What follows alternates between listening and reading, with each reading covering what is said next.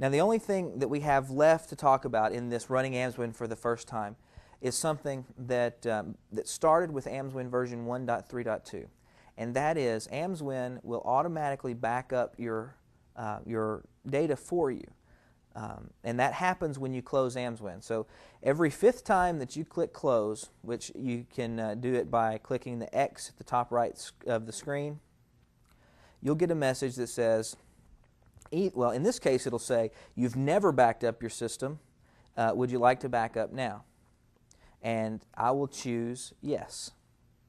Now if I had backed up my system, it would have just gone through and closed, except that if every 5 days it will ask you again.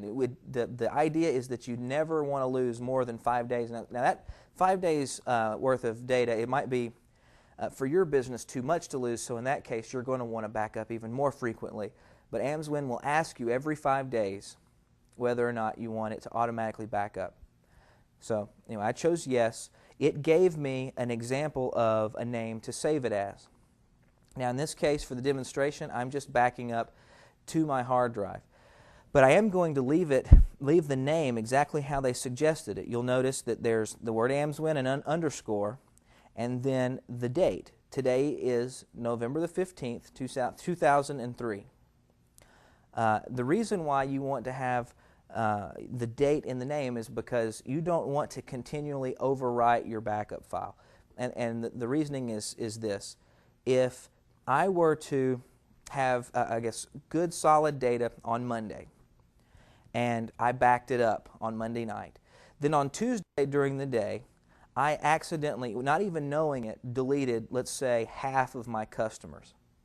All right? Now, if I back up with a new name, then I not only have a backup of the deleted, the bad data where the customers are deleted, but also have a backup of Monday's data, which was good, where all the customers were there.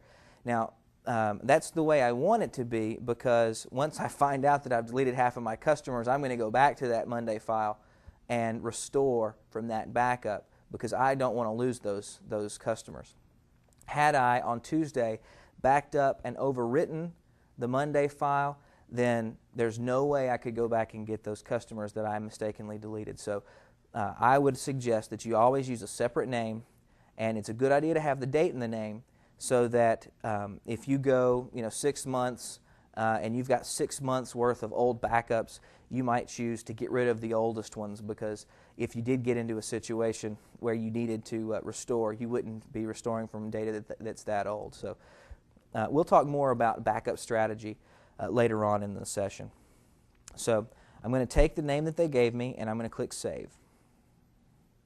It gives me just a box that says your current data will be saved in, and then it tells you the path to the file that it's creating.